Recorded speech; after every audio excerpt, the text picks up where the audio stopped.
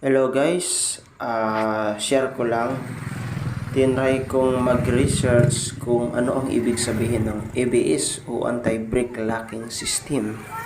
Ito pala ay isang electronic device na nagkokontrol sa iyong mga preno o sa mga preno ng motor o sasakyan na hindi mag-i-skip o maglalak yung gulong mo sa tuwing kayo ay nagpipreno ng malakas. Kadalasan itong makikita sa mga big bike na motor, 400cc pataas. Ngunit sa panahon natin ngayon ay may mga motor na mga 150cc na nilagyan nila ng tinatawag na ABS braking system. So, tinry ko siyang in-apply o nilagay sa aking motor. Ito pala yung motor ko, Yamaha YTX 125. Tinry ko siyang i-convert into ABS, pero hindi talaga na totoong ABS. Converted na ABS, na parang ABS lang talaga siya. So, ang ginagawa ko mga kaibigan, kinonvert ko yung likuran na gulong ko into disc brake kasi ang stock nito ay drum brake. So, ang ginagawa ko, kinonvert ko siya into disc brake. Bakit? Kasi kung magpipreno ka, ang una mo talagang mai-apply na brake ay yung foot brake mo. Pero, yung unahan na gulong ko ay stuck pa din.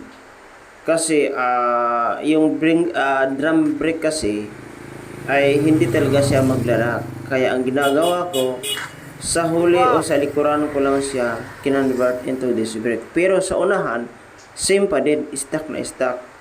At almost 1 year ko na siyang ginagamit. Talagang tested ko na sa aking sarili na kahit mag-emergency brake ako ng kahit 100 km per hour, ay talagang maaasahan ko talaga siya. Hindi mag-i-escape yung gulong mo. Talagang pag mag-brake ka o mag-apply ka ng preno, talagang gagana talaga siya kahit anong speed na ang takbo mo.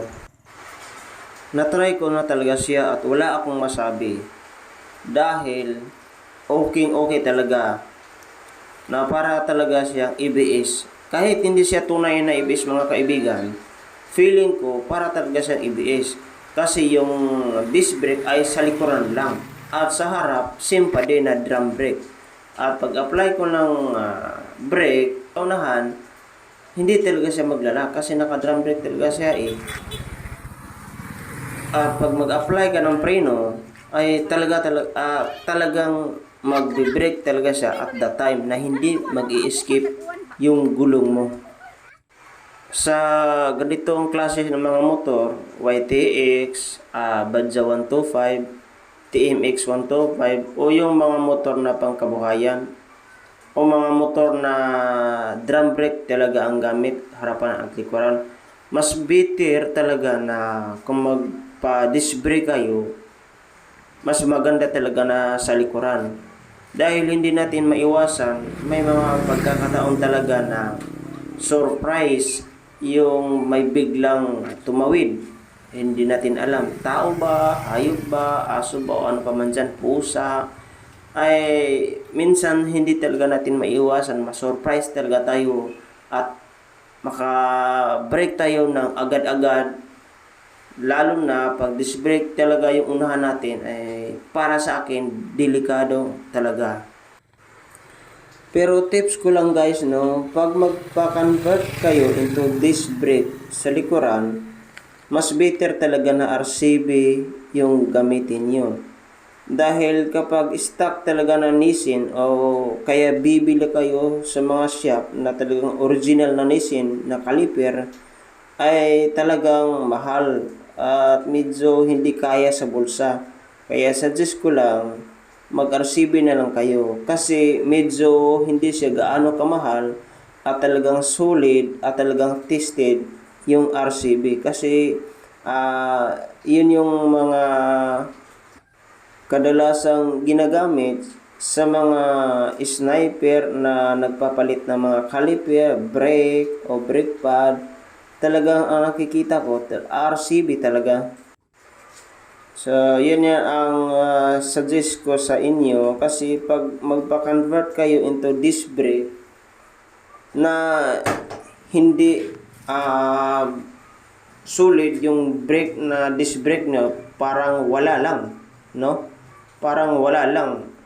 Parang drum brake lang siya ulit. So, much better na pag magpa-convert kayo into disc brake sa likuran, maganda talaga na RCB, kahit RCB lang. Kung hindi nyo kaya magpalit ng mga original na Nissin caliper o Nissin brake master, much better na mag-RCB na lang kayo para hindi gaano masakit, mabigat sa bulsa.